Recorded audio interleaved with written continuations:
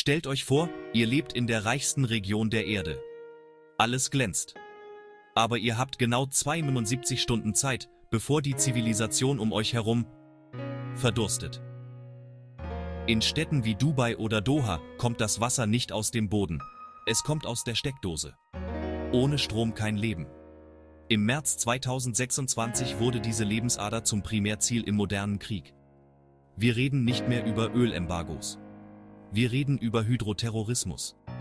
Warum der Persische Golf technologisch am Tropf hängt und wie ein Cyberangriff oder ein Ölleck Millionen in eine Katastrophe stürzen kann. Die Wasserfalle. Das gefährlichste Druckmittel der Welt. Der Persische Golf. Über 60% der weltweiten Entsalzungskapazität konzentrieren sich hier.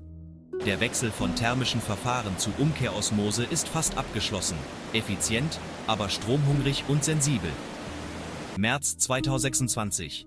Angriffe auf Wasseranlagen, Tschechem getroffen, kurz darauf Bahrain. Kuwait bis zu 90%, Saudi-Arabien 72%, VAE 42%, ein global einzigartiges Risiko.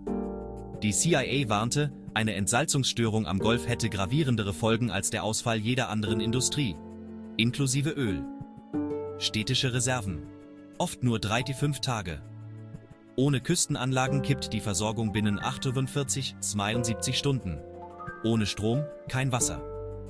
Die Golfstaaten sind technologische Inseln. Lieferketten für Membranen sind sicherheitskritisch. Was wir sehen, ist der Beginn einer neuen Kriegsführung. Wasseranlagen als High-Value-Targets. Wasser bedeutet Überleben und damit strategische Verwundbarkeit. RO presst Salzwasser mit hohem Druck durch semipermeable Membranen. Wasser durch, Salz bleibt draußen. 2 Ströme, reines Süßwasser und hochkonzentrierte Salzlauge. RO kehrt die natürliche Osmose um, dafür braucht es immense Energie. Deshalb stehen viele Anlagen direkt an Gaskraftwerken.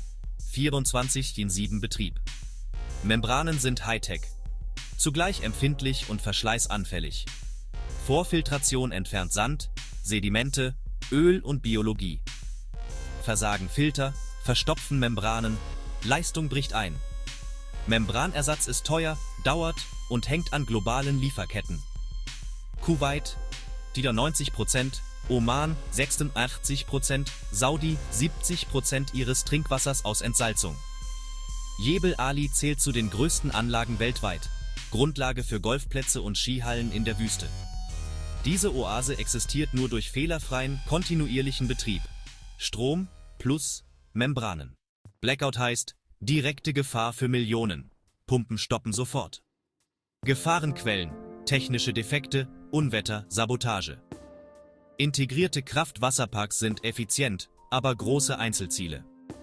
Bahrain meldet, iranische Drohne beschädigt Entsalzungsanlage, ein Tabubruch. Einschläge nahe Jebel Ali, Schäden am Fujairah F1 und an Kuwaits Doha West. Iran spricht von Angriffen auf Tschechem, Versorgung in 30 Dörfern betroffen. 100 Millionen Menschen sind auf Entsalzung angewiesen, Angst wird real. Kampfhandlungen verursachen Ölverschmutzung und toxische Plumes, Intakewasser bedroht. GCC aktiviert Notfallpläne, kleine, dezentrale Anlagen werden zugeschaltet. Die Lebensader ist exponiert.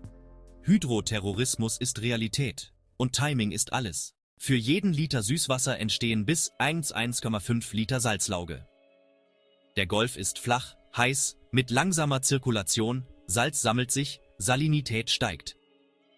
Studien warnen vor beckenweiter Erhöhung, bis 2050 8% der Nettoverdunstung. Hypersaline Zonen schädigen Verhalten von Jungfischen nahe Einleitpunkten. Rote Fluten verstopfen Siebe, zwingen Anlagen binnen Stunden zur Drosselung. Bei Giftalgen droht Kontamination. Betreiber schalten präventiv ab. Vergangene Blüten zwangen zu Tage- bis wochenlangen Stopps. Reserven schrumpfen. Klimawandel heizt den Golf auf. Blüten werden häufiger, länger, intensiver. Sohle schädigt Riffe und Seegras. Natürliche Vorfilter schwinden. Blüten nehmen zu. Ein Teufelskreis. Mehr Entsalzung macht das Meer schlechter verarbeitbar. SMRs versprechen stabile, CO2-arme Energie für Wasser, modular, skalierbar. Analysen, technisch machbar und wirtschaftlich attraktiv zur Dekarbonisierung. Aber Reaktoren wären High-Value-Targets, Risiken steigen im Konflikt. Brine Mining behandelt Salzlauge als Ressource. MGKBR Spur Li. Chemische und elektrochemische Prozesse gewinnen Wertstoffe. Neue Einnahmen. Ziel: Zero Liquid Discharge. Kein Abwasser ins Meer, nur Feststoffe. Hürde: extrem energieintensiv, teuer, Skalierung noch offen. Pilotprojekte laufen, Verknüpfung mit SMRs oder massiver Solarenergie denkbar. Frage: dezentral sicher machen, bevor Umwelt- und Sicherheitsrisiken kippen? In Krisen verbreiten sich Gerüchte. Fakten senken Angst. Fakt: Entsalzung ist begrenzt durch Kapazitäten, Energie, Umweltauflagen. Anlagen sind fragil. Angriffe, Stromausfälle, Ölkatastrophen, Algenblüten, alle können stoppen. Echtzeitsensoren überwachen pH, Trübung, Chlor, Kontaminanten. Alarme trennen Netze sofort. Fakt: Solar dekarbonisiert, aber löst nicht Sohle, Membranimporte, Red Tides. Intermittenz bleibt. Kritisch denken, Quellen prüfen, Behördenhinweise beachten. Panik ist Teil des Problems. Die Lage ist ernst, aber nicht hoffnungslos. Dezentralisierung, Redundanz, Microgrids, Cybersecurity, weniger Single Points of Failure. Ökosanierung, Brine Mining, ZLD. Strategie und Notwendigkeit zugleich. Wie Krankenhäuser sollten Wasserwerke tabu sein. Verträge können Leben retten. Die Zeit drängt. Wasser ist ein strategisches Gut. Wird Technologie Retter oder Risiko? Schreibt eure Meinung in die Kommentare. Abo dalassen für mehr investigative Analysen.